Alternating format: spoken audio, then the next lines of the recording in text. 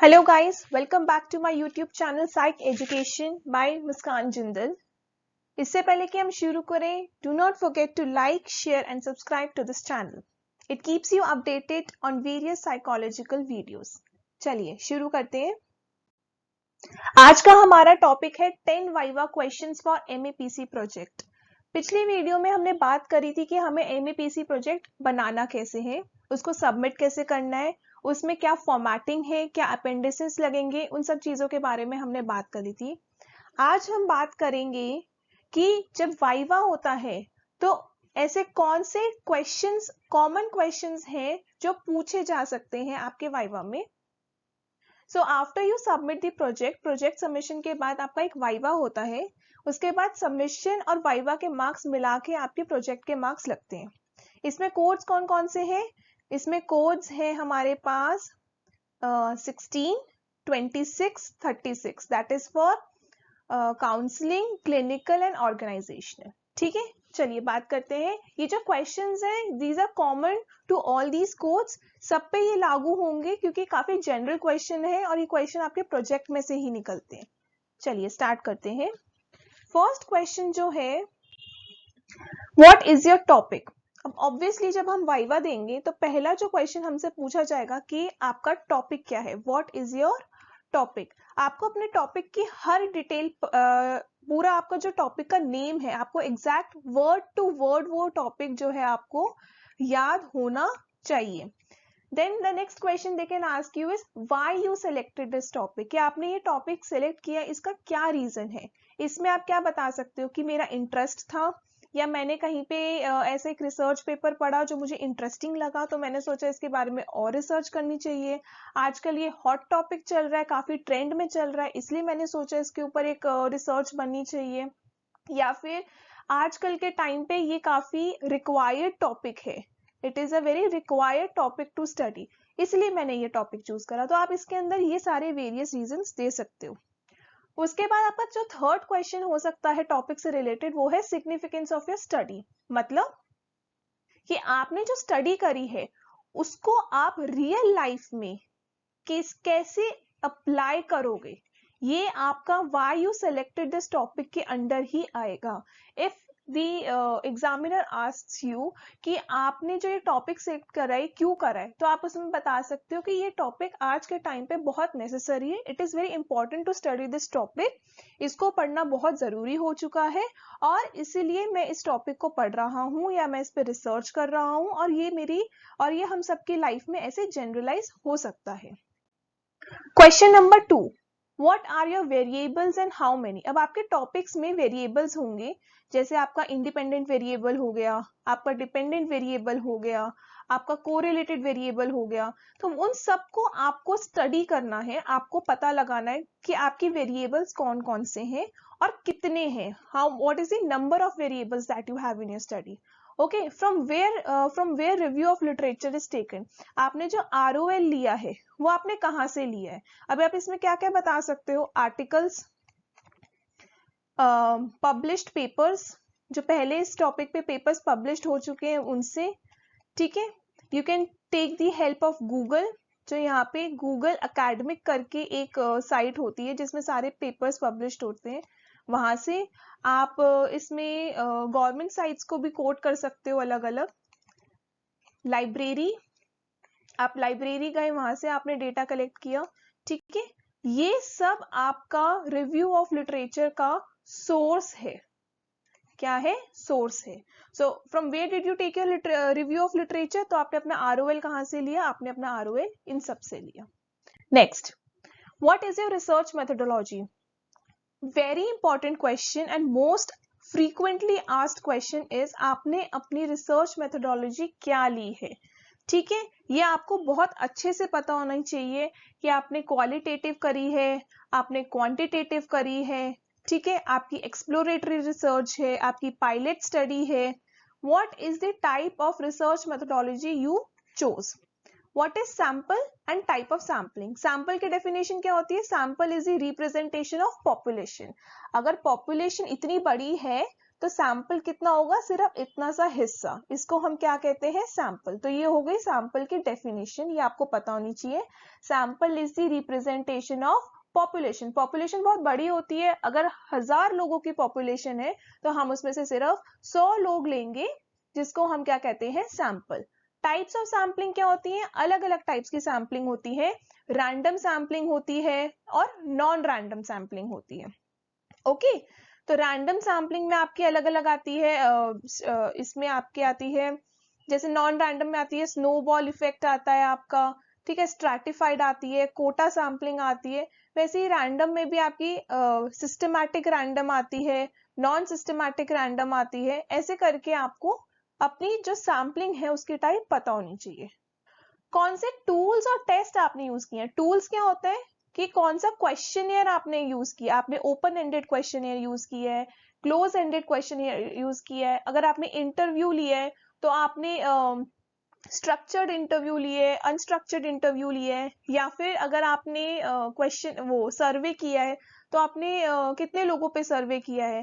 Test क्या होता है, साइकोलॉजिकल टेस्ट। आपने साइकोलॉजिकल टेस्ट जो लेना है वो स्टैंडर्डाइज टेस्ट लेना है, और उसकी वैलिडिटी, जो आपकी टेस्ट की वैलिडिटी और रिलायबिलिटी आपको पता होनी चाहिए। रिलायबिलिटी क्या होती है, कंसिस्टेंसी ऑफ स्कोर्स, और वैलिडिटी क्या होती है, the extent to which you use your test to claim what it measures. ठीक है, इसका मतलब क्या हुआ, रिलायबिलिटी और वैलिडिटी ऐसे आती है, जैसे 0.90 आ गई और 1 ये आ गई 1.9, ठीक है, नहीं, या फिर 0.91 ऐसे करके।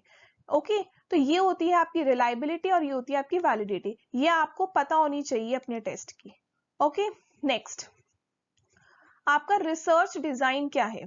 रिसर्च डिजाइन क्या होता है, रिसर्च डिजाइन होता है कि आपने जो रिसर्च कंडक्ट करी है वो, 1 second,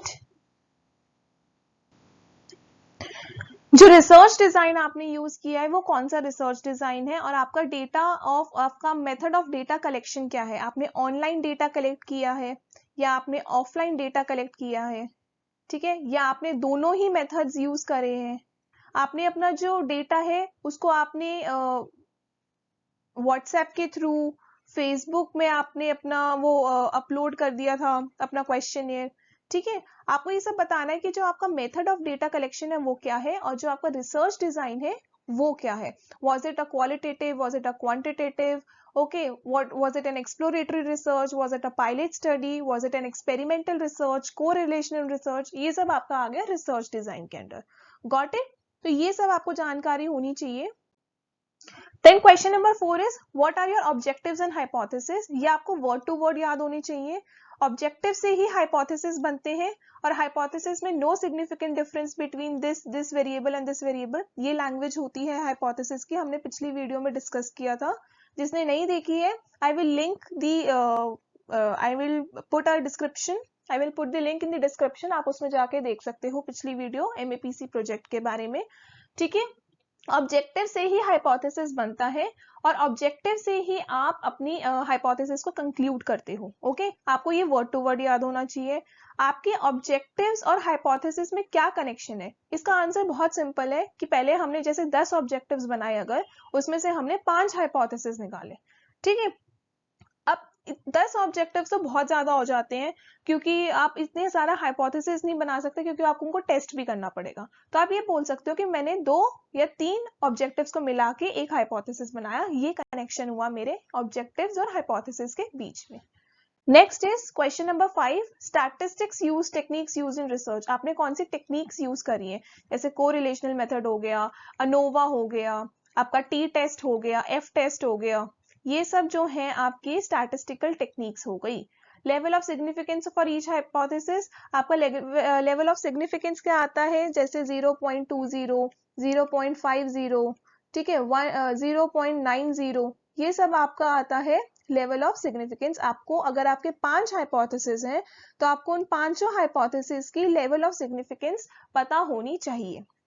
then T test, ANOVA, correlation, ये इनकी बेसिक्स आपको पता होनी चाहिए, चाहे आपके टेस्ट में यूज, आपकी रिसर्च में यूज हुए हो या ना हुए हो। अगर एग्जामिनर थोड़ा सा स्ट्रिक्ट है या ग्रिलिंग क्वेश्चंस पूछ रहा है तो वो ये क्वेश्चंस आपसे पूछ सकता है कि आपने अनोवा क्यों नहीं यूज किया, आपने मनोवा क्यों यूज किया, या आपने टी टेस्ट क्यों यूज किया, आपने एफ टेस्ट क्यों नहीं यूज किया। ओके, तो आपको इनके बेसिक्स तो एटलीस्ट पता होने ही चाहिए। ओके, तो basics of all the statistical techniques you should know. Okay, next is question number 6, analysis of result and discussion of qualitative data. आपका जो रिजल्ट है उसका एनालिसिस क्या है, मतलब अगर वो सिग्निफिकेंट आया है तो उसका क्या मतलब होगा, अगर वो नॉन सिग्निफिकेंट आया तो उसका क्या मतलब होगा।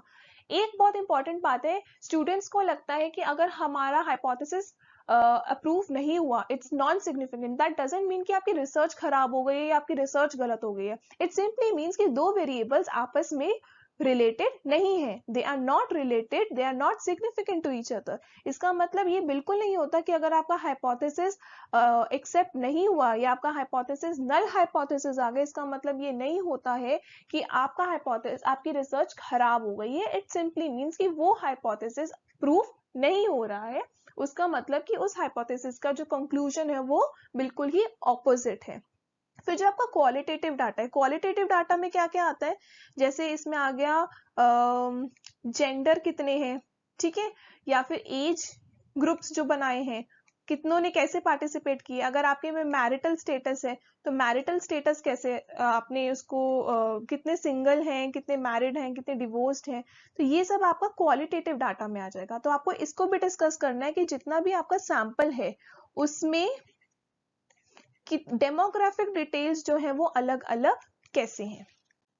Question number 7 is limitations, your suggestions and output of the study. Her study में कुछ ना कुछ लिमिटेशंस होती हैं। अब आपसे अगर इवैल्यूएटर पूछे कि आपकी रिसर्च की लिमिटेशंस क्या है, तो आप ये नहीं बोल सकते कि नहीं नहीं मेरी रिसर्च बिल्कुल परफेक्ट और इसमें कोई लिमिटेशंस नहीं है। नहीं, आप ये बोल सकते हो कि मैंने जो क्वेश्चनियर बनाया था वो इंग्लिश लैंग्वेज में था, तो ऑब्वियसली उसको सिर्फ जो लोग इंग्लिश जानते हैं उसी वो ही उसको अटेम्प्ट कर सकते हैं। तो मल्टीलिंगुअल लैंग्वेजेस में अगर मैं इसको बनाऊं, जैसे हिंदी हो गई, पंजाबी हो गई, ठीक है, मराठी हो गई, तो अगर मैं इनमें बनाऊं तो रिस्पॉन्सेज हो सकता है डिफर हो, क्योंकि उसमें कल्चरल डिफरेंस आएगा। ओके, तो ऐसे करके आप इसमें अलग अलग लिमिटेशंस दे सकते हो। आप ये बोल सकते हो कि मेरा सैंपल साइज बहुत छोटा है, मैंने सिर्फ 100 लोग लिए, मैं इसमें 500 भी ले सकता था, मैं इसमें 700 भी ले सकता था, है ना। तो ये सब आपकी लिमिटेशंस हो गई। फिर हो गई सजेशंस, कि आपके बाद जो स्टडी करेंगे लोग उनके लिए क्या आप कुछ सजेशंस देना चाहते हो, तो आप उसमें बता सकते हो कि अगर जो जो आपको प्रॉब्लम्स इसमें फेस हुई रिसर्च में बनाने के लिए, आप उनके लिए वो सजेशंस लिस्ट कर सकते हो कि हाँ ये सब इसमें इसमें डेटा बहुत कम था, रिव्यू लिटरेचर बहुत कम था इसमें मेंशन, इसके ऊपर और ज्यादा स्टडी होनी चाहिए, इसमें अलग अलग एस्पेक्ट्स ऐड हो सकते हैं आगे के लिए। और आउटपुट मतलब आपकी स्टडी का क्या आउटपुट रहा, आप उससे सेटिस्फाइड हो या आप इस पे और काम करना चाहते थे। फिर आता है difference between result discussion and conclusion. तो कंक्लूजन और रिजल्ट डिस्कशन में डिफरेंस क्या होता है, रिजल्ट डिस्कशन में आप एनालिटिक करते हो, एनालिसिस करते हो कि इस पार्ट में इतना आया, इस पार्ट में आया। कंक्लूजन में आप ऑल इन ऑल बताते हो कि जो आपका टाइटल था क्या वो प्रूफ हो रहा है, क्या आप उसको सेटिस्फाई कर पा रहे हो या नहीं।